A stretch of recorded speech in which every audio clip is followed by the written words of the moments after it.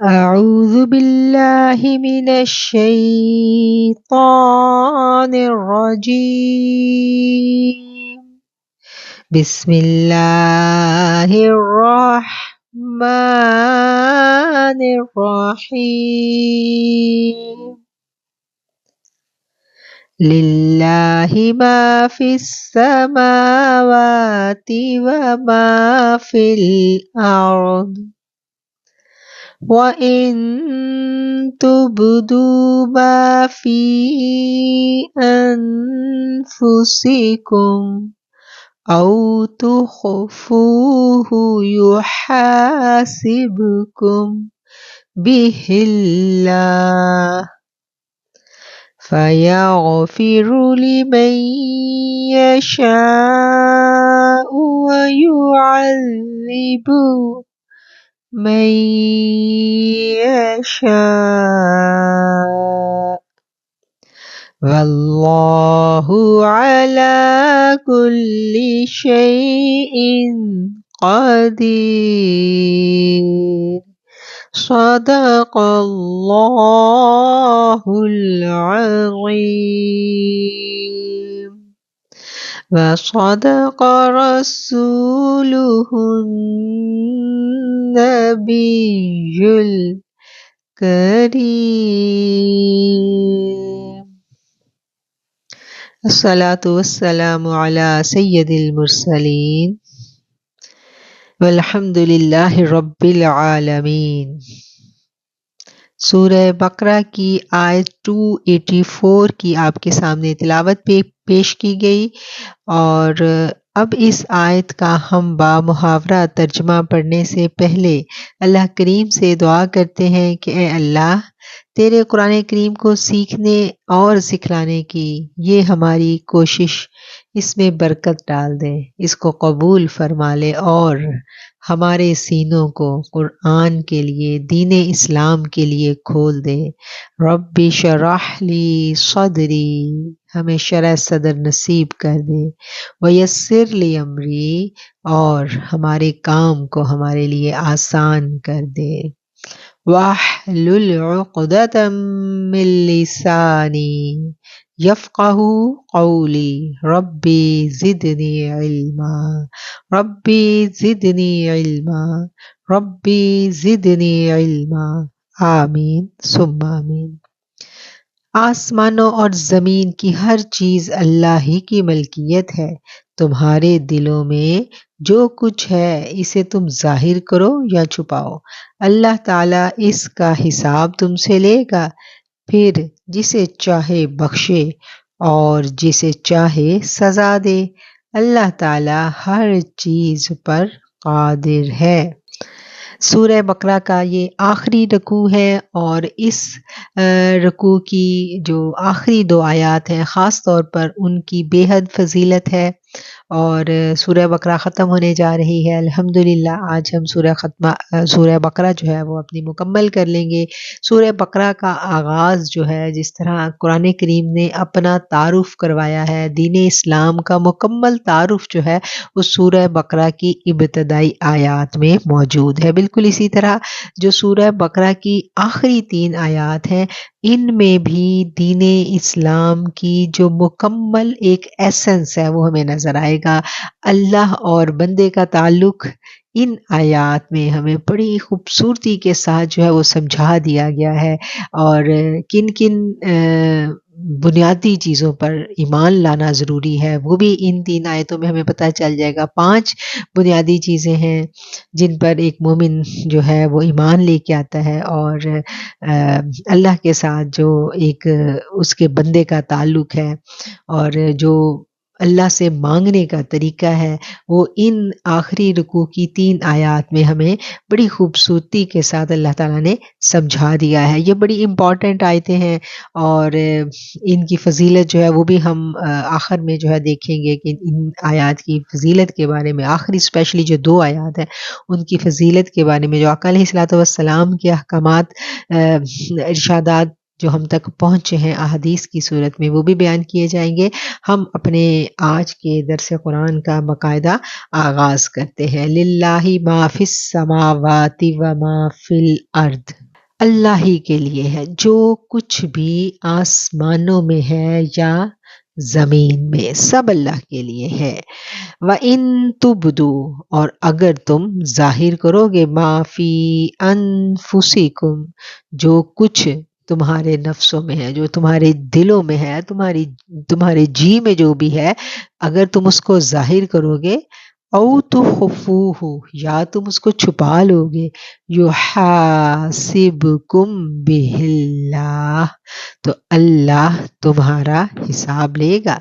فَيَغْفِرُ لِمَن يَشَاءُ وَيُعَذِّبُ مَن يَشَاءُ، پھر چاہے جس کو چاہے وہ بخش دے اور جس کو چاہے وہ عذاب دے۔ واللہ علی کل شیء قدیر، اور اللہ ہر چیز پر قدرت رکھنے والا ہے۔ جب یہ آیت نازل ہوئی تو صحابہ کرام جو تھے وہ تڑپ اٹھے۔ کیا تھا ایسا؟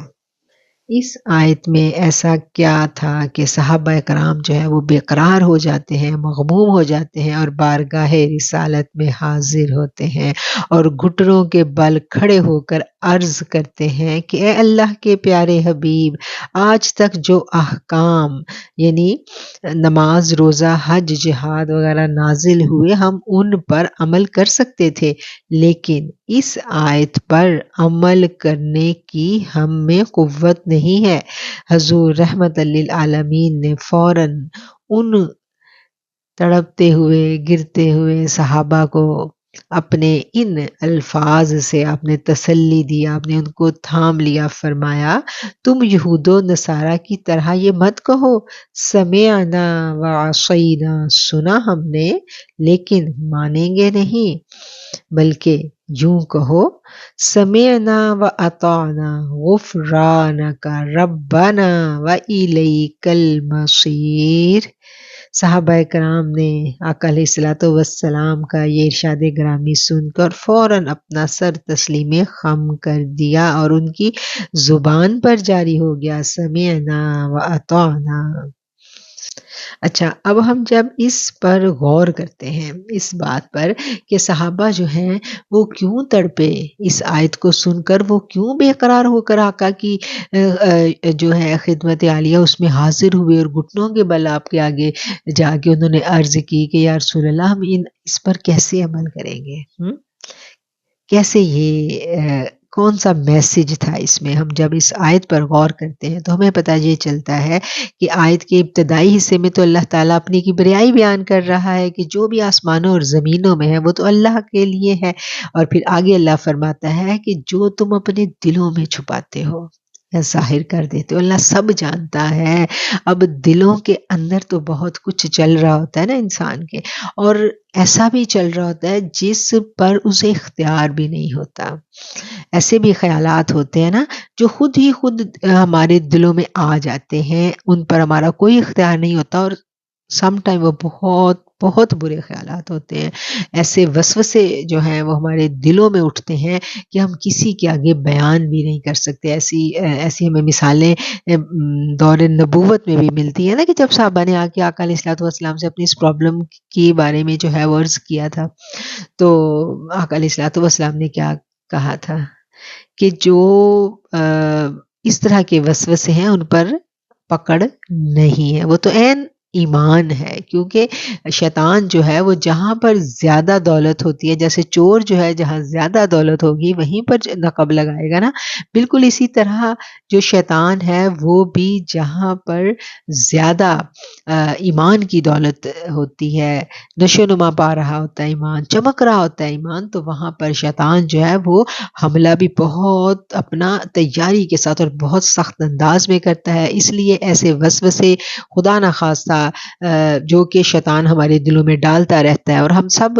کبھی نہ کبھی ان وسواس میں سے گزر رہے ہوتے ہیں، ان وسوسوں پر کوئی پکڑ نہیں ہے۔ یہ اللہ کی بڑی کریمی رحیمی ہے کہ ان پر کوئی پکڑ نہیں ہے، لیکن جو خیال ہم سوچیں، نیگیٹو تھاٹ ہمیں آئے دیکھیے ایک نیگیٹو تھاٹ آتی ہے نا ذہن میں، جس کو ہم وسوسہ کہتے ہیں، کیونکہ جو ہمارے ذہن کی جو سکرین ہے نا وہ کبھی خالی نہیں رہتی، ہر وقت اس پہ کچھ نہ کچھ چل رہا ہوتا ہے، پازیٹیو یا نیگیٹو، ٹھیک ہے؟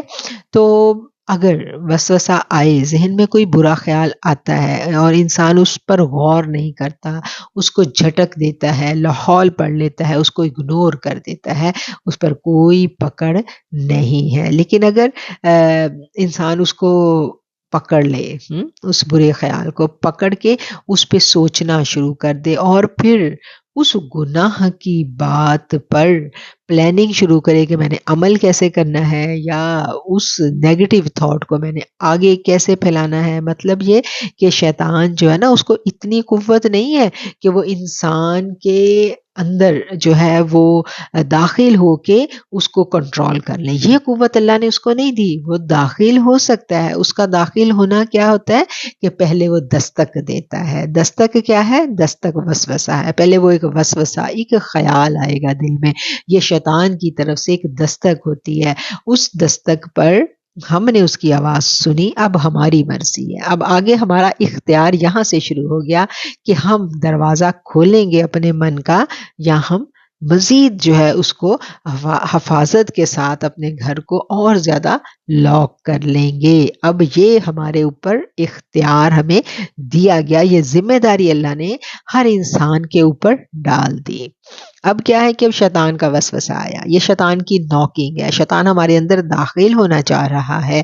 اب ہم نے کیا کیا کہ برا خیال تھا، کوئی بھی برا خیال ہو سکتا ہے، ہم نے اس کو کیا کیا، ہم نے اس کو جھٹک دیا، لاحول پڑی۔ لیکن اگر ہم تنہا ہیں اور شیطان جو ہے اس کا جو خیال ہے وہ اس میں ہمیں اٹریکشن ہوئی، اور ہم نے اس پر غور کر لیا، غور کیا، پہلے تھوڑا ٹائم دیا نا ہم نے شیطان کو، جب ہم نے غور کیا تھوڑا، تو پھر کیا ہے، پھر ہم نے آہستہ سے اپنے دل کے دروازے کو کھول دیا۔ اب جب دل کا دروازہ کھلے گا تو شیطان تو اندر گھستا چلا جائے گا، اور جب شیطان ہمارے اندر گھستا چلا جاتا ہے تو پھر کیا کرتا ہے کہ پھر وہ بالکل اپنی ڈرائیونگ سیٹ پر جو ہے بیٹھ کے ہمارے پورے کے پورے وجود کو کنٹرول کرنے کی کوشش کرتا ہے۔ تھوڑی سی پہلے اس نے ناکنگ کی، ہم نے اس کو اجازت دی۔ ایسا نہیں ہے کہ شیطان اجازت کے بغیر اندر داخل ہو جائے، اتنی قوت اس میں نہیں ہے، یہ بات یاد رکھیں۔ وہ پہلے ناک کرتا ہے، پھر اندر داخل ہوتا ہے، ہم اس کی بات کو سنتے ہیں، اس پہ توجہ دیتے ہیں، ہم اس پہ غور کرتے ہیں، اور پھر ہم پلاننگ کرتے ہیں گناہ کی، اور جب ہم اس پورے کے پورے عمل میں انوالو ہو جاتے ہیں، ٹائم دیتے ہیں اس کو اور عمل شروع کر دیتے ہیں، تو پھر کیا ہے، پھر پکڑ لازم ہے۔ لیکن وہ وسوسہ جو آیا اور گزر گیا، اس پر کوئی پکڑ نہیں ہے۔ مفسرین کرام نے اس آیت کی تفسیر میں یہی بات جو ہے وہ تحریر کی ہے کہ ایسی وسوسے پر کوئی مواخذہ نہیں ہوگا، کوئی پکڑ نہیں ہوگی۔ ہاں، اگر اس کو پکڑ کے ہم نے اس پہ ٹائم لگایا اور ہم نے نیگیٹو تھاٹس کو ریسیو کر لیا اور اس پر ہم نے پلاننگ شروع کر دی، عمل شروع کر دیا، تو پھر کیا ہے، پھر مواخذہ لازم ہے۔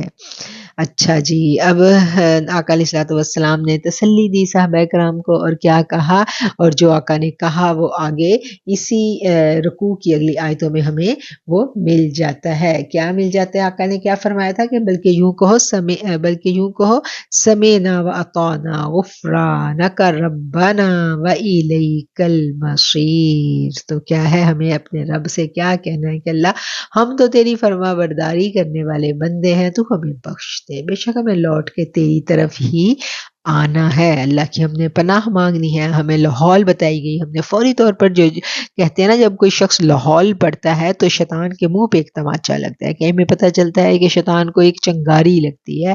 تو لاحول کے جو کلمات ہیں، اس میں بڑی زبردست تاثیر اللہ نے رکھی ہے۔ ہم نے کیا کرنا ہے، جب بھی کچھ اس طرح سے ہمیں پالا پڑے، جو کہ صبح سے شام تک پتہ نہیں کتنی دفعہ ہمارا اس سچویشن سے ہم گزرتے ہیں، تو ہم نے فوری اللہ کی جانب رجوع کرنا ہے۔ اور پھر اس سے ایک اور بات آ جاتی ہے کہ جب بہت زیادہ نیگیٹو تھاٹس آنے لگ جائیں تو ہم نے کیا کرنا ہے کہ ہمیں اس بات کو سمجھ لینا ہے کہ اب ہمارے ارد گرد جو ہے وہ شیاطین کا جمگٹا لگ چکا ہے۔ ہر وقت ہمارے ارد گرد یا تو نورانی مخلوق ہوتی ہے یا پھر شیطانی۔ تو ہمیں پتا کیسے چلتا ہے کہ ہم گھر گئے ہیں شیطانی مخلوق میں؟ جب سارا ٹائم نیگیٹو تھاٹس آئیں. اور ایسے میں پھر کیا کرنا ہے؟ ہمیں قرآن ہی کو یاد کرنا ہے، جہاں پر قرآن نے اور نبی کریم صلی اللہ علیہ وسلم نے ہمیں بتائی ہیں باتیں. ہاں، قرآن نے یہ کہا ہے کہ جب کوئی شخص جو ہے اس کا دل اللہ کی یاد سے غافل ہو جاتا ہے تو شیطان کیا کرتا ہے؟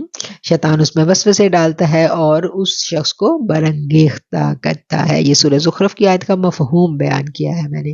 اور اس کے علاوہ نبی کریم صلی اللہ علیہ وسلم کی حدیث کا مفہوم یہ ہے کہ شیطان اپنی سونڈ جو ہے وہ مومن کے قلب میں جمائے بیٹھا رہتا ہے. جب وہ اس کو یاد الہی سے غافل دیکھتا ہے تو پھر وہ اس میں وسوسے ڈالتا ہے. ٹھیک ہے، تو جب ہمیں بہت زیادہ نیگیٹو تھاٹس آنی شروع ہو جائیں تو ایسے میں کرنے کا کام یہ ہے کہ ہم اپنی سوچوں کو پاکیزگی کی طرف لے جائیں. ہم اپنے دل ہی دل میں اللہ کی یاد جو ہے وہ اس کو بڑھا دیں. ہم کوئی نہ کوئی ورد جو ہے، اللہ کا کوئی نام، کچھ بھی اللہ کا کلام جو ہے وہ اپنی زبان پر رکھیں. اپنی سوچوں کو، اپنے خیالات کو پکڑ کے ہم مدینہ شریف لے جائیں. ہم اپنے آپ کو گنبد خضرا کے سامنے پیش کر دیں تو پھر کیا ہے کہ پھر وہ جو برکات نبوی ہیں وہ ہماری جو نیگیٹو تھاٹس ہیں ان سے ہمیں بچا لیتی ہیں. وہ برکات نبوی جو ہیں وہ ان کا آقا علیہ الصلوۃ والسلام کا جو اورا ہے نا وہ بڑا زبردست اورا ہے. وہ کہتے ہیں نا کہ ہر شخص کا اورا جو ہے وہ بالکل، یعنی کوئی بہت پازیٹیو اورا ہوگا تو وہ تھوڑا بڑا ہوگا، ورنہ چھوٹا سا اورا ہوتا ہے ہر فرد کا. لیکن جو میرے آقا علیہ الصلوۃ والسلام کا اورا ہے وہ اتنا وسعتوں والا ہے کہ وہ پوری کائنات کو گھیرے ہوئے ہے. جیسے سورج جب چمکتا ہے نا آسمانوں پہ تو پوری تمکنت کے ساتھ چمکتا ہے. جو اپنی کھڑکی کھول لے گا اس کے گھر میں سورج کی روشنی چمچم کرتی داخل ہو جائے گی. ایسے جو بھی کوئی گنبد خضرا کی جانب اپنا رخ کر لے گا تو اس کے گھر میں بھی برکات نبوی جو ہے وہ داخل ہونا شروع ہو جائیں گی. اور ہر طرح کے فتنوں سے بچنے کے لیے ہمیں دامان مصطفیٰ میں ہی پناہ لینی پڑتی ہے. اس لیے ہمیں اپنا تعلق رسول جو ہے اس پر بڑا فوکس رکھنا پڑتا ہے. ہم درود پاک کی کثرت کریں. ہم آقا علیہ الصلوۃ والسلام کا جو خیال ہے، تصور جو ہے، گنبد خضرا کا تصور دل میں لے کے آئیں تو آپ دیکھیں کہ ہمیں فوری طور پر ان نیگیٹو تھاٹ سے ہماری جان چھوٹ جاتی ہے. اب آگے کیا ہے کہ آگے فَيَغْفِرُ لِمَن يَشَاءُ وَيُعَذِّبُ مَن يَشَاءُ. اللہ تعالیٰ جس کو چاہے سزا دے اور جس کو چاہے بخش دے. یہ ہم نے سورہ فاتحہ میں بھی پڑھا تھا کہ اللہ نے کہا ہے کہ میں روز محشر جو ہے، جو حساب کتاب کا جو دن ہے، مالک یوم الدین، میں اس دن کا مالک ہوں. وہ قاضی نہیں کہا گیا. مالک کون ہوتا ہے؟ جو چاہے کرے. تو رب کی مرضی، جس کو چاہے سزا دے اور جس کو چاہے پکڑ لے. یہاں پر فیصلہ جو ہے وہ اینڈ لائن پر ہوتا ہے. فیصلہ جو ہے وہ اینڈ پہ ہے. جس کو اللہ کی کوئی ادا پسند آ گئی، ساری زندگی اس نے گناہوں میں گزاری، لیکن اینڈ پہ آ کے اس نے اسلام قبول کر لیا. اینڈ پہ آ کے اس نے توبہ کر لی اور اینڈ پہ آ کے وہ اللہ کے حضور گڑ گڑایا. اور پھر اینڈ پہ آ کے کوئی اس کو اللہ کا نیک ولی مل گیا جس کی دوستی، جس کی صحبت نے اس کو بدل دیا، تو خاتمہ ایمان پر اس کا ہو گیا.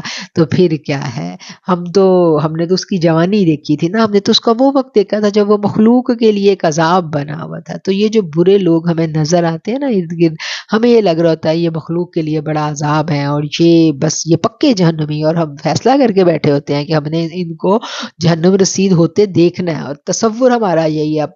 بالکل ہم اس امید پہ ہیں کہ روز محشر برپا ہوگا اور سب سے پہلے یہ جنہوں نے ہمیں ستایا ہے، ہم ان پر عذاب کے کوڑے برستے دیکھیں گے. یقین ہمیں ہوتا ہے یہ بات درست نہیں ہے.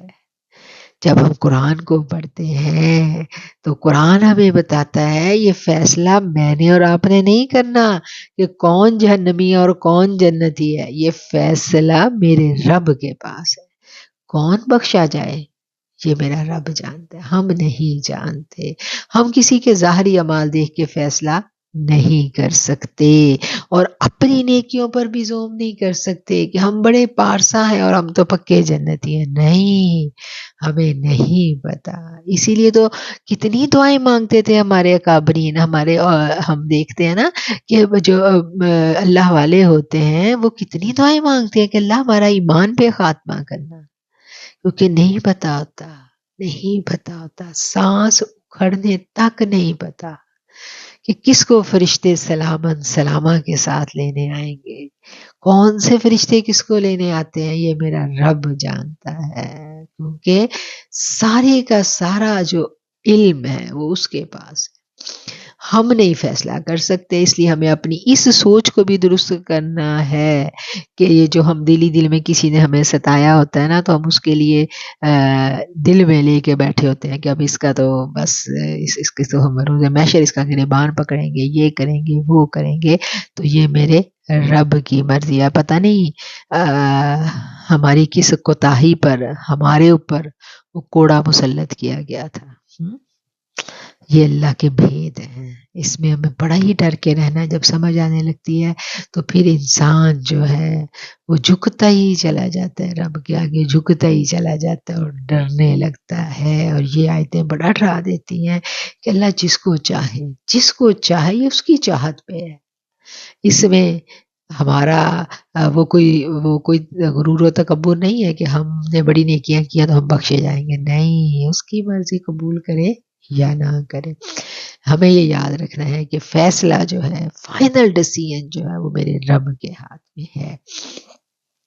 اور ساتھ ہی پھر اللہ کہہ رہا ہے واللہ علی کل شیء قدیر، اور اللہ ہر چیز پر قدرت رکھتا ہے. اللہ چاہے تو بڑے سے بڑے گناہگار کو بخش دے، اللہ چاہے تو ساری زندگی عبادتیں کرنے والوں کو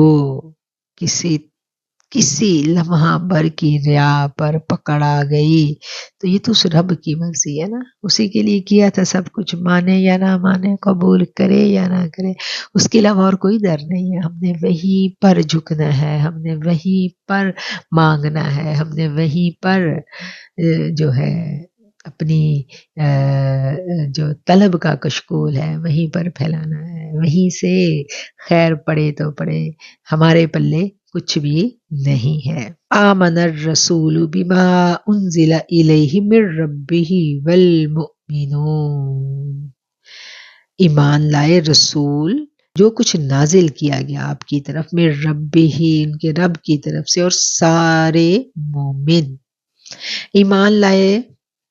رسول صلی اللہ علیہ وآلہ وسلم ایمان لائے اس چیز پر جو ان کی طرف اللہ تعالیٰ کی جانب سے اتارا گیا، اور مومن بھی ایمان لائے. اور کس پر رسول ایمان لائے اور کس پر مومنین ایمان لائے؟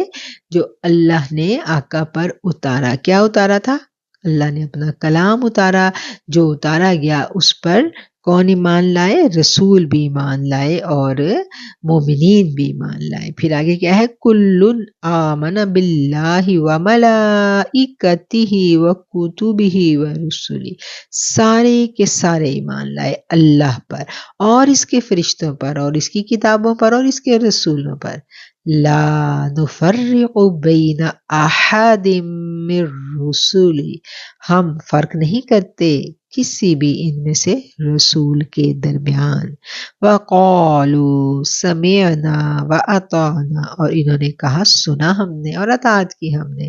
غفرانک ربنا، ہم تیری بخشش مانگتے ہیں اے رب ہمارے. وَإِلَيْكَ الْمَصِيرُ، اور تیری طرف ہی ہمیں لوٹ کر جانا ہے. رسول ایمان لائے اس چیز پر جو ان کی طرف نازل کی گئی اللہ کی جانب سے، اور مومنین بھی ایمان لائے. یہ سب اللہ تعالیٰ اور اس کے فرشتوں اور اس کی کتابوں اور اس کے رسولوں پر ایمان لائے. اس کے رسولوں میں سے ہم کسی کے بارے میں بھی تفریق نہیں کرتے.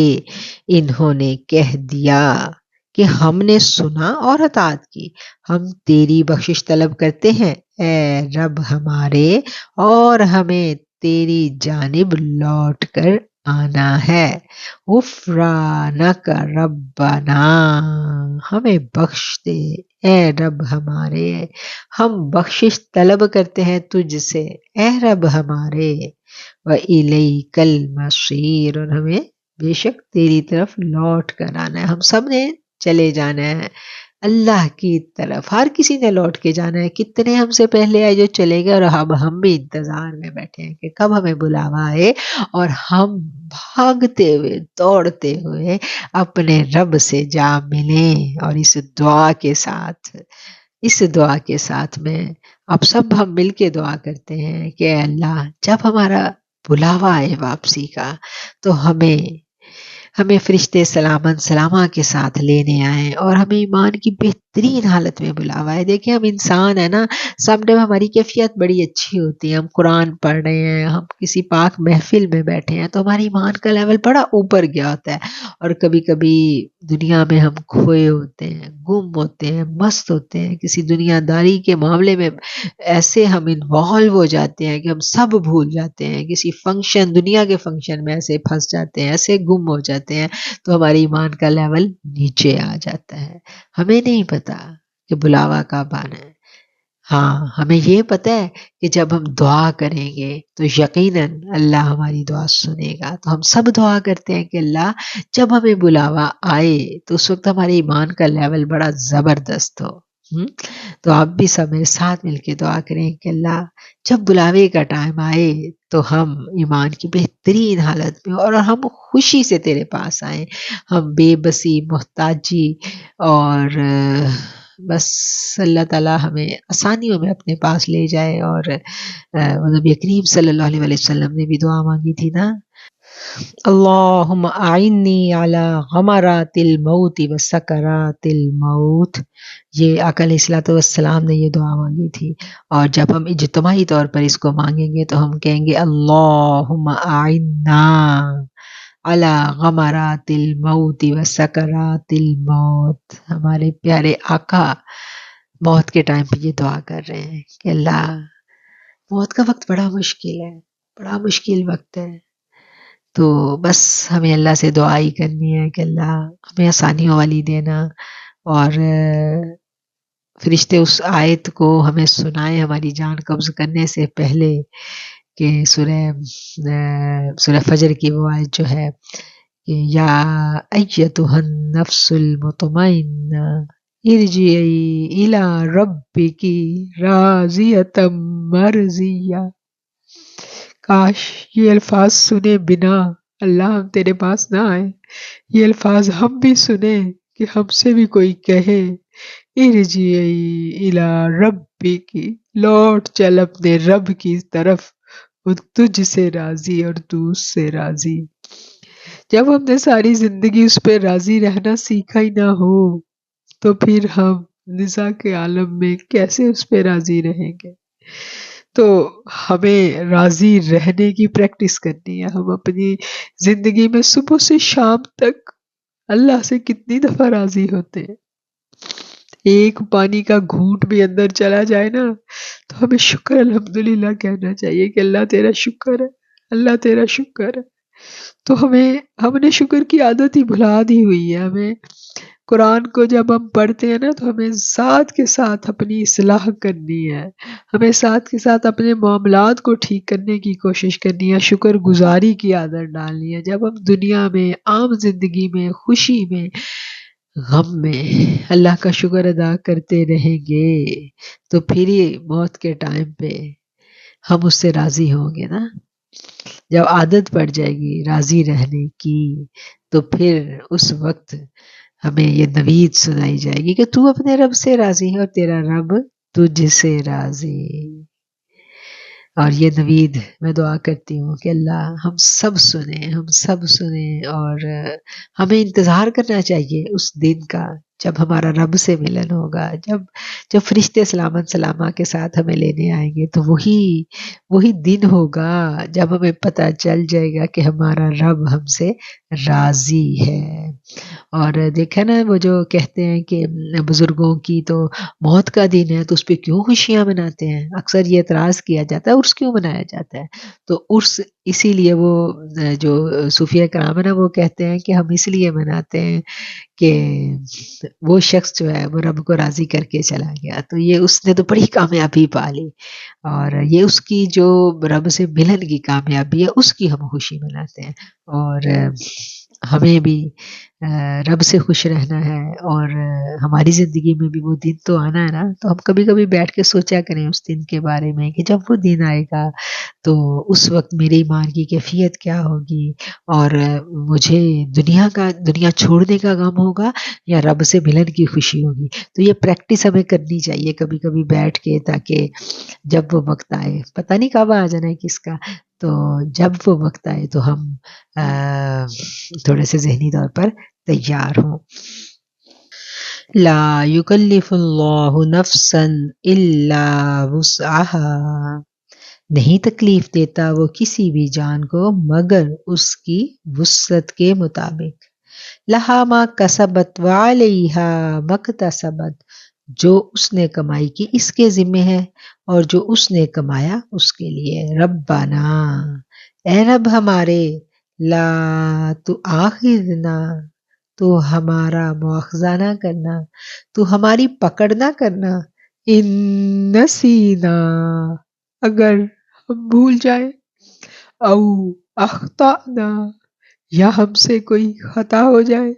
ربنا، اے رب ہمارے، ولا تحمل علینا، ہم پر ایسا بوجھ مت ڈالنا، اصرا کما حملتہ علی الذین من قبلنا، جو کہ تم نے ہم سے آنے سے پہلے والوں پر ڈالا۔ ربنا، اے رب ہمارے، ولا تحملنا ما لا طاقت لنا بہ، اور ہم پہ وہ بوجھ مت ڈالنا جس کو اٹھانے کی ہم میں طاقت نہیں ہے۔ واعف عنا، اور ہمیں معاف کر دینا، ہمیں درگزر کر دینا۔ واغفر لنا، اور ہمیں بخش دے۔ وارحمنا، اور ہم پر رحم فرما۔ وارحمنا، اور ہم پہ رحم فرما۔ وارحمنا، اور ہم پہ رحم فرما۔ انت مولانا، بے شک تو ہمارا مولا ہے۔ فانصرنا، پس تو ہماری مدد فرما۔ علی القوم الکافرین، کافروں کی قوم پر۔ اللہ تعالیٰ کسی جان پر اس کی طاقت سے زیادہ، اللہ تعالیٰ کسی جان کو اس کی طاقت سے زیادہ تکلیف نہیں دیتا۔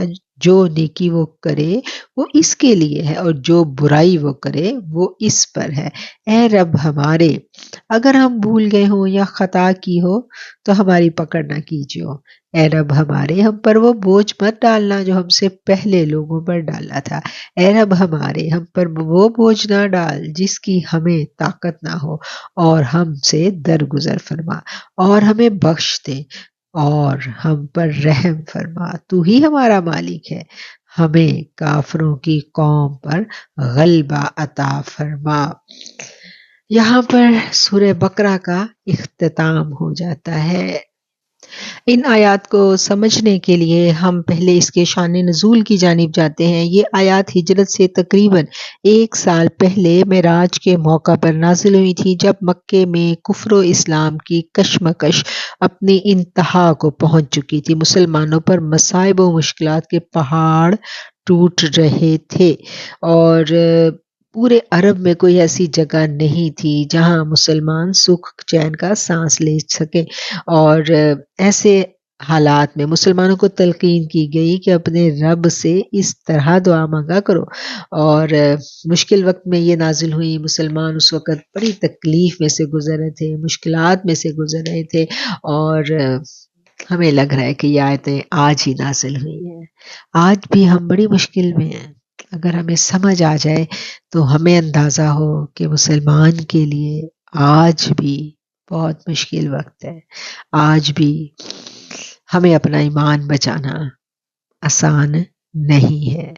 لا یکلف اللہ نفسا الا وسعها، جب ہم یہ تڑپ اٹھتے ہیں اپنی تکلیفوں پر، اپنی پریشانیوں پر، اور ہمیں یہ لگ رہا ہوتا ہے کہ بس اب اب اس سے زیادہ ہم نہیں سہ سکتے، اور اللہ نے ہم پہ بڑی ہماری بساط سے زیادہ مصیبتیں ڈال دی ہیں، زیادہ مشکل میں آ گئے ہیں، تو پھر یہ آیت جو ہے ہماری دھاڑس بندھاتی ہے، ہمیں تسلی دیتی ہے، اور یہ وہ کی پوائنٹ ہے جو ہمیں ہمیشہ یاد رکھنا ہے، ہمیں اپنے پلو سے باندھ لینا ہے، اس کی پوائنٹ کو ہمیں یاد رہنا چاہیے کہ میرا رب کریم ہے، میرا رب رحیم ہے، میرا رب رؤوف ہے، وہ کسی جان پر اس کی بساط سے زیادہ بوجھ نہیں ڈالتا۔ ہمیں بڑے شکوے ہوتے ہیں اللہ سے کہ جب سے میری شادی ہوئی میں نے تو مصیبتیں دیکھی، میں نے تو جب سے ہوش سنبھالا میں نے بڑی مصیبتیں دیکھی، بڑے شکوے ہوتے ہیں نا رب سے، تو ہمیں یہ لگ رہا ہوتا ہے کہ ہمارے ساتھ بڑی زیادتی ہوئی ہے، اور ہم سیلف پٹی کا شکار ہو جاتے ہیں، اور ہمیں یہ لگ رہا ہوتا ہے کہ جتنے غم میں نے اپنی زندگی میں دیکھے ہیں اتنے کوئی اور سہتا تو اس کو پتہ چلتا، بس میں تو مر گئی سہ سہ کے۔ تو میرا رب جو ہے وہ تو 70 ماؤں سے بڑھ کے پیار کرتا ہے، اور ایک ماں جو ہے نا، ایک ماں وہ اپنے بچے کو تکلیف میں نہیں برداشت کرتی، اور بچہ جتنا سہ سکتا ہے اس سے زیادہ وہ نہیں دیتی۔ پھر وہی والی سورہ ملک کی آیت جو ہے ہمیں یاد آ جاتی ہے، الا یعلم من خلق، کیا وہی نہ جانے گا جس نے پیدا کیا؟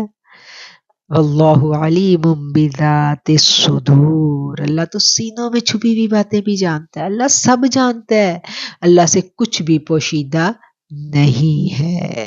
ہمیں زندگی میں جو بھی مشکل وقت آتے ہیں، جو بھی آزمائشیں ہم پہ آتی ہیں، وہ رب ہی کی طرف سے آتی ہیں، اور رب ہماری کیپیسٹی جانتا ہے، اس کو پتہ ہے وہ کتنا سہ سکتے ہیں، ہم جتنا سہ سکتے ہیں وہ اتنا ہی ڈالتا ہے، اس سے زیادہ وہ بوجھ نہیں ڈالتا۔ اور اس آیت میں یہ کہہ دیا گیا کہ ہم کسی بھی جان پر اس کے بساط سے زیادہ، اس کی وسعت سے زیادہ بوجھ نہیں ڈالتے۔ تو گویا یہ بات یاد رکھنے کی ہے کہ جب جب ہم اپنے اوپر جو حالات گزر رہے ہیں، ان حالات میں ہم جب بہت زیادہ مایوس ہونے لگے اور ہمیں ایسے لگے کہ یہ میری بساط سے بڑھ کے ہو گیا، تو ہمیں اس آیت کو یاد کر لینا ہے۔ پھر یہ آیت ہمیں بڑی انرجی دیتی ہے، ہم کہتے ہیں نہیں میں سہ سکتی ہوں، یہ میں گزر جاؤں گی اس میں سے، اور پھر اللہ ہمت دے دیتا ہے، کیونکہ ہمارا بھروسہ ہو جاتا ہے، ہمیں پتہ چل جاتا ہے کہ رب نے یہ جو میرے پہ مصیبت ڈالی ہے نا، یہ مجھے اس میں سے وہی نکال لے گا، اس کو پتہ ہے میں نکل سکتی ہوں۔ اور جب یہ والا تعلق ہمارا رب کے ساتھ پیدا ہو جاتا ہے تو پھر وہ کیفیت جو ہے وہ ہم پہ آنے لگ جاتی ہے کہ وَلَا خَوْفٌ عَلَيْهِمْ وَلَا هُمْ يَحْزَنُونَ، پھر یہ والی کیفیت آنے لگتی ہے، کیونکہ بھروسہ بڑا ہمارا کامل ہو جاتا ہے۔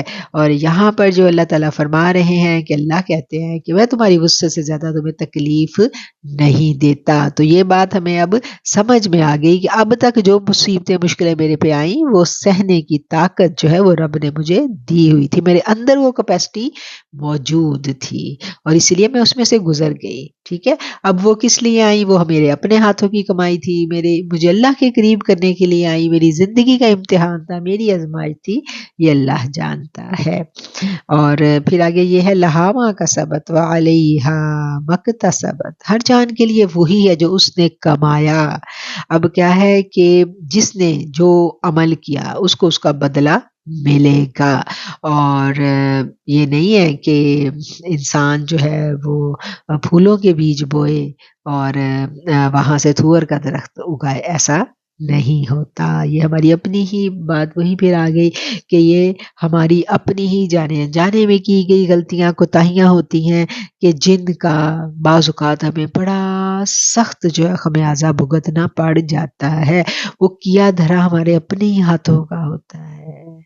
تو جب یہ باتیں ہم غور و فکر کرتے ہیں، قرآن کو سمجھ کے پڑھتے ہیں، تو ہمیں سمجھ آنے لگ جاتی ہے کہ اللہ جو ہے وہ کسی کا بوجھ کسی پر نہیں ڈالتا۔ لہا ما کسبت وعلیہا مکتسبت، اس لیے ہمیں اپنے ہر عمل پر بڑا چیک رکھنے کی ضرورت ہوتی ہے۔ ہم سے جہاں جہاں غلطیاں کوتاہیاں ہوئی ہو جاتی ہیں، ہم انسان ہیں، تو ہمیں رجوع اللہ ہی کی طرف کرنا ہے، اسی سے معافی مانگنی ہے کہ اللہ جو ہو گیا اس پہ درگزر کر دے، اس پہ ہمیں معاف کر دے. اور پھر وہ ہمیں معافی مانگنے کے الفاظ بھی اللہ نے سکھا دیے کہ کیسے معافی مانگنی ہے. ربنا لا تؤاخذنا، اے رب ہمارا مواخذہ نہ کرنا، ان نسینا، اگر ہم بھول جائیں. بھول چوک سے بھی غلطیاں ہو جاتی ہیں نا ہم سے، تو کیا ہے کہ ہم نے فوراً ایک بالی مجرم بن جانا ہے کہ اللہ ہمارا مواخذہ نہ کرنا اگر ہم بھول جائیں.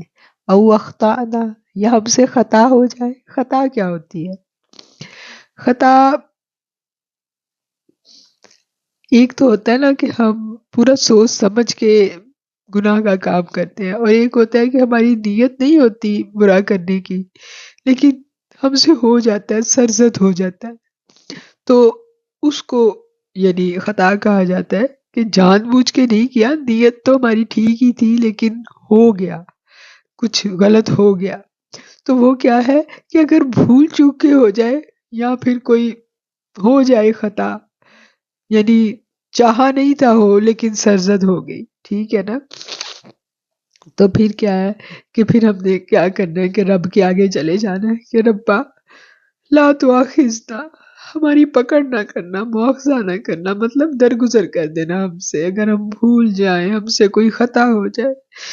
ربنا ولا تحمل علينا إصرا كما حملته على الذين من قبلنا، اے رب ہمارے تو ہم پہ وہ بوجھ نہ ڈالنا جو ہم سے پچھلوں پہ ڈالا تھا. ہم سے پچھلوں پہ کیا بوجھ ڈالا تھا؟ پتہ ہے بنی اسرائیل جو تھے، جب ہم ان کے واقعات پڑھتے ہیں تو ابھی ہم نے سورہ بقرہ میں بھی واقعات پڑھے ہیں نا کہ ان سے بھی خطائیں ہوئی تھی نا، تو کیا ہوا تھا؟ سزائیں بھگتنی پڑی تھی. اور ایسا ہوتا تھا کہ سزا بھگتنے کے بعد معافی ہوتی تھی، یعنی کفارہ. کفارے میں کیا کیا ہوا ہے ان کے ساتھ؟ ان کی شکلیں مسخ کر دی گئی، ان کو بندر بننا پڑا، بندر بنایا گیا، ان کو رب کا قہر تھا. اور پھر جب انہوں نے بچڑے کی پوجا کی، وہ تائب ہو گئے تھے، انہوں نے معافی مانگی، تو اللہ نے کیا کہا؟ اللہ نے کہا معافی تو ملے گی، ٹھیک ہے، لیکن اس کے لیے کفارہ ہے. اور کفارہ کیا تھا کہ جس نے پوجا کی ہے اسی کے گھر والا اس کو قتل کرے گا، یعنی اپنا ہی فیملی ممبر اس کی گردن اتارے گا جس نے گناہ کیا ہے، اور پھر رب معاف کرے گا. مطلب اس دنیا میں کفارہ اور آخرت میں پھر معافی.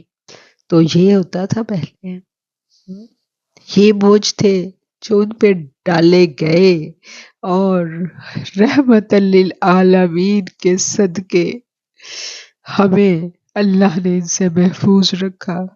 ہمارے جو گناہ ہیں وہ توبہ سے بھی معاف ہو جاتے ہیں. جب ہم توبہ کرتے ہیں نا، اللہ کے آگے آنسو بہاتے ہیں تو معاف ہو جاتے ہیں، رب معاف کر دیتا ہے. ان کے ہاں کیا ہوا تھا؟ وہ مان گئے تھے اپنی غلطی، لیکن کفارہ ادا کرنا پڑا تھا انہیں. تو کتنے کرم کیے رحمت للعالمین کے قدموں کے صدقے رب نے، کیونکہ رب نے کہہ جو دیا کہ یہ میرا رحمت للعالمین ہے، میں نے اس کو اللہ نے کہا میں رب العالمین ہوں، کہ جہاں جہاں اللہ کے عالم ہیں وہاں وہاں میرے اور آپ کے نبی کریم صلی اللہ علیہ وآلہ وسلم رحمت ہے. رب العالمین ہے، یہ رحمت للعالمین ہے. اللہ نے ان کو رحمت للعالمین بنا کے بھیجا ہے، اور ان کی رحمت للعالمین کا صدقہ ان کی امت کو بڑی فیور ملی ہے، بڑی فیور ملی ہے. بڑا کچھ کرتے ہیں ہم. جتنی پرانی امتوں میں برائیاں تھی نا، ان پہ ایک برائی عروج پہ ہوتی تھی تو رب کا عذاب آ جاتا تھا. ناپ تول کی کمی ہوئی، عذاب آ گیا. اور قوم لوط میں ایک برائی آئی، عذاب آ گیا. آئے ہیں نا عذاب، ایک ایک برائی عروج پہ ہوتی تھی تو عذاب آ جاتا تھا. یہ تو رحمت للعالمین کی رحمتوں کا صدقہ ہے کہ آج اس امت میں وہ ساری برائیاں موجود ہیں. کون سی برائی نہیں ہے ہم جانتے ہیں. ہر برائی موجود ہے. جو ایک ایک قوم میں تھی نا، وہ ساری قوموں کی ساری برائیاں ہم میں موجود ہیں، اور پھر بھی وہ رب ہمارے پردے رکھے ہوئے ہے. ہمارے پردے رکھے ہوئے ہے. ہمیں احساس نہیں ہے کہ ہم کہاں تک جا چکے ہیں. پھر بھی ہمارے پردے ہیں. پھر بھی وہ رب ڈھانپے ہوئے اپنی رحمت للعالمین نبی کے صدقے، نبی کی امت کو. ان کے ہاں یہ ہوتا تھا کہ عبادت جو تھی وہ صرف عبادت گاہوں میں کی جاتی تھی، ہر جگہ عبادت نہیں کی جا سکتی تھی. اور میرے آقا علیہ الصلوۃ والسلام نے اس زمین پر قدم رکھا تو آپ کے قدمین مبارک نے جب اس زمین کی مٹی کو چھوا تو میرے رب نے پوری کی پوری زمین کی مٹی پاک کر دی. نہ صرف پاک کی بلکہ پاکیزگی حاصل کرنے کا ذریعہ بنا دی. اور قیامت تک اب یہ مٹی جو ہے ہم اس سے تیمم کر سکتے ہیں. اس مٹی پر ہم جہاں چاہے عبادت کر سکتے ہیں. پوری زمین عبادت کا بن گئی. پہلے ایسے نہیں تھا. ہاں، یہ جو دعا ہمیں سکھائی گئی ہے نا کہ جیسے بوجھ ان پہ ڈالے گئے، ان کے بڑے سخت تھے. ان کی 10% زکوٰۃ تھی اور ہمیں 2.5% زکوٰۃ دیتے ہوئے ہم کہتے ہیں ہائے لاکھوں میں زکوٰۃ بن گئی. ہم کہتے ہیں نا اتنی زیادہ بن گئی، لاکھوں میں بن گئی کیسے دیں؟ تو ان کی 10% زکوٰۃ تھی. اور اللہ نے ہمیں بڑی آسانیاں دی ہیں، اور جہاں چاہے ہم نماز پڑھ سکتے ہیں. پھر یہ ہے کہ اگر قبلے کا رخ بھی نہیں معلوم تو تب بھی نیت کر لیں تو تب بھی پڑھی جائے گی نماز، اللہ قبول کر لیتا ہے.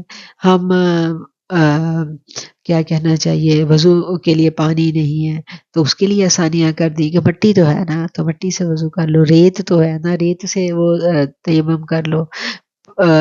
غسل کی حاجت ہے تو کیا ہے کہ تیمم کر لو اور رب کے حضور آ جاؤ، پاک ہو جاؤ گے. پھر پرانے قوموں میں یہ بھی تھا کہ اگر کہیں کسی جگہ کسی کپڑے پر نجاست لگ جاتی تھی تو وہ کپڑا پاک نہیں ہوتا تھا، اتنا کاٹنا پڑتا تھا.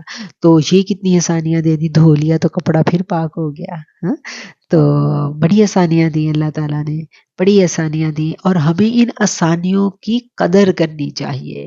یہ جو آیتیں ہیں نا، یہ آیتیں ان کی بڑی فضیلت ہے. ابھی میں آپ کو ان کی فضیلت بھی بتاؤں گی کہ ان آیتوں کی کتنی فضیلت ہے.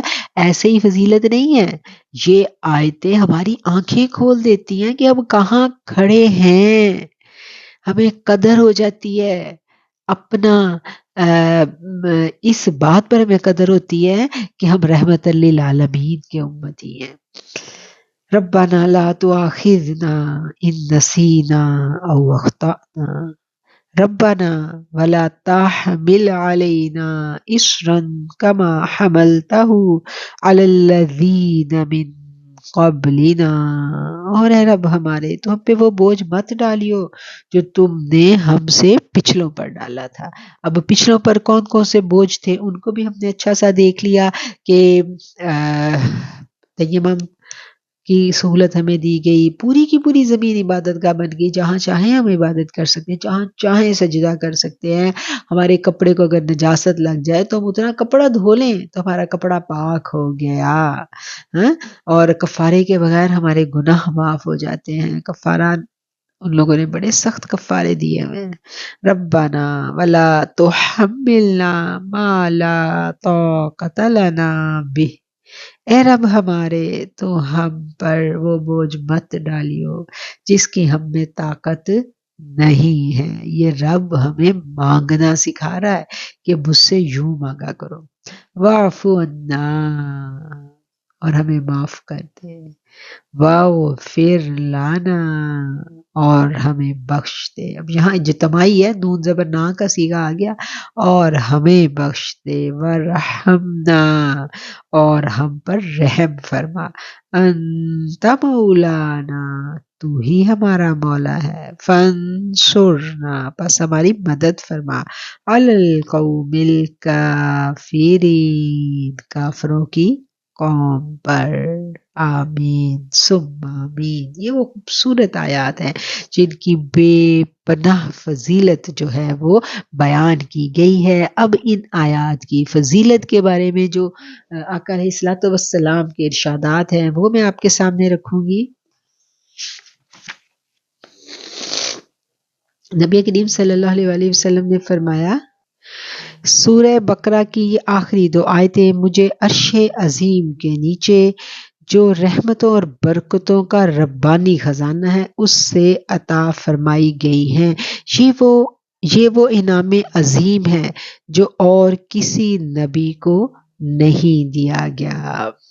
حضرت عبداللہ بن مسعود رضی اللہ تعالیٰ عنہ فرماتے ہیں کہ حضرت جبرائیل نبی کریم صلی اللہ علیہ وسلم کے پاس تشریف فرما تھے، اچانک اوپر سے ایک آواز سنی تو آپ صلی اللہ علیہ وسلم نے اپنا سر مبارک اٹھایا۔ حضرت جبرائیل علیہ السلام نے فرمایا یہ آسمان کا دروازہ ہے جسے صرف آج کے دن کھولا گیا ہے، پھر اس سے ایک فرشتہ اترا۔ حضرت جبرائیل علیہ السلام نے فرمایا یہ فرشتہ آج سے پہلے کبھی زمین پر نہیں اترا۔ اس نے حضور سید المرسلین صلی اللہ علیہ وسلم کی بارگاہ میں سلام پیش کر کے عرض کیا یا رسول اللہ صلی اللہ علیہ وسلم آپ کو ان 2 نوروں کی بشارت ہو جو آپ کے علاوہ اور کسی نبی کو عطا نہیں کیا گیا۔ وہ 2 نور یہ ہیں، ایک سورہ فاتحہ اور دوسرا سورہ بقرہ کی آخری آیتیں، ان میں سے جو حرف بھی پڑھیں گے آپ کو اس کے مطابق دیا جائے گا۔ یہ صحیح مسلم کی حدیث ہے کہ اس آیت کو صرف اور صرف پڑھنا، ابھی تو ہم نے اس کو سمجھا ہے نا، اس کو پڑھنے پر بھی ایک ایک لفظ کے بدلے جو ہے وہ نور ملنے کی وعید ہے۔ ایک شخص نے عرض کیا یا رسول اللہ صلی اللہ علیہ وسلم قرآن کی کون سی سورت زیادہ عظمت والی ہے؟ نبی کریم صلی اللہ علیہ وسلم نے فرمایا قل هو اللہ احد۔ اس شخص نے عرض کی قرآن کی کون سی آیت زیادہ عظمت والی ہے؟ آقا علیہ السلام نے فرمایا آیت الکرسی۔ اس شخص نے عرض کی یا رسول اللہ وہ کون سی آیت ہے جس کے بارے میں آپ پسند کریں کہ آپ کی امت اس کو پڑھے؟ آقا علیہ السلام نے فرمایا سورہ بقرہ کی آخری آیتیں۔ سبحان اللہ، کہ میرے آقا کی یہ خواہش ہے کہ ہم یہ آیات پڑھیں، اور میں دعا کرتی ہوں کہ ہم اس کو استقامت سے پڑھیں، اور میری جن بہنوں کو مجھے امید ہے کہ آپ میں سے زیادہ تر کو یہ آیتیں جو ہے وہ حفظ ہوگی، اور جن کو حفظ نہیں ہے وہ بھی اس کو اپنی روٹین میں شامل کریں اور ان آیتوں کو زبانی یاد کریں۔ یہ ہماری صبح و شام کی دعاؤں میں یہ آیتیں جو ہے وہ شامل ہونی چاہیے۔ آقا علیہ السلام نے فرمایا سورہ بقرہ کی آخری آیات کیونکہ یہ اللہ کی رحمت کے خزانوں میں سے ہیں جو اس کے عرش کے نیچے ہیں، اللہ نے یہ اس امت کو عطا کیا ہے، دنیا اور آخرت کی ہر بھلائی اس میں ہے۔ یہ حضرت ابو ذر رضی اللہ تعالیٰ عنہ سے روایت ہے کہ حضور صلی اللہ علیہ وسلم نے فرمایا اللہ تعالیٰ نے سورہ بقرہ کی 2 آیتوں کے ذریعے سورہ بقرہ کو ختم کیا جو اس کے عرش کے نیچے موجود خزانے میں سے مجھے عطا کی گئی ہیں، تم ان کا علم حاصل کرو، اپنی عورتوں کو ان کی تعلیم دو کیونکہ یہ دونوں نماز، قرآن اور دعا کا حصہ ہیں۔ حضرت فاروق اعظم اور حضرت مولا علی رضی اللہ تعالیٰ عنہ نے فرمایا کہ ہمارا خیال یہ ہے کہ کوئی آدمی جس کو کچھ بھی عقل ہو وہ سورہ بقرہ کی ان 2 آیتوں کو پڑھے بنا نہیں سوئے گا۔ سبحان اللہ۔ تو اللہ تعالیٰ ہم سب کو ہمت اور توفیق دے کہ ہم بھی سورہ بقرہ کی ان آخری 2 آیات کو زبانی یاد کریں، اور کوشش ہماری یہ ہونی چاہیے کہ ہمیں پورا رکوع زبانی یاد ہو، اور اگر ہم پورا رکوع نہیں بھی پڑھ سکتے تو آخری 2 آیات جو ہیں ان کو ہم لازم پکڑ لیں اپنی زندگی میں، اور اللہ تعالیٰ یہ جو خوبصورت دعا ہے یہ دعا ہم سب کے حق میں قبول فرما لے۔ اور الحمدللہ ثم الحمدللہ آج ہماری سورہ بقرہ جو ہے وہ ختم ہو گئی۔ اللہ تعالیٰ ہمیں جو کچھ ہم نے اس سورہ مبارکہ میں سیکھا ہے اس کا فہم عطا فرمائے۔